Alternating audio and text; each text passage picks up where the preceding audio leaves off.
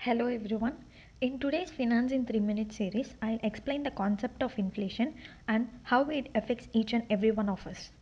What is inflation? Inflation is the rate at which prices grow over a specified period of time.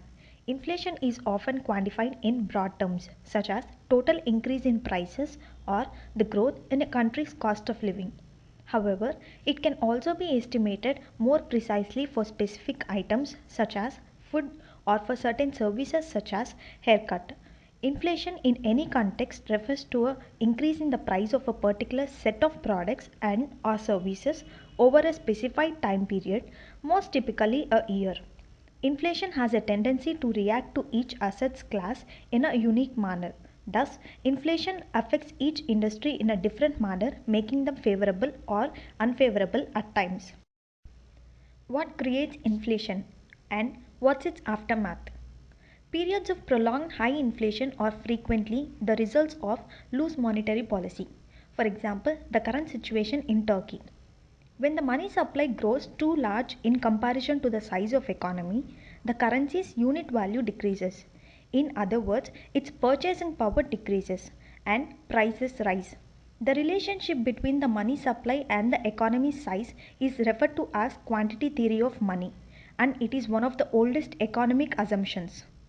Inflationary pressures on the supply or demand side of the economy are also possible. For example, COVID induced a supply demand crunch.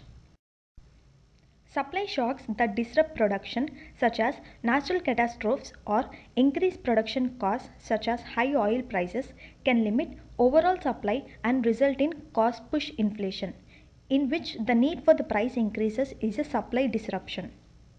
How to deal with inflation as a consumer? When the policymakers struggle at their end to reduce the inflationary pressure, an investor can do a bit to effort to overcome the negative effects of inflation on their wealth. Remember, inflation affects such as asset classes that most which are in limited supply.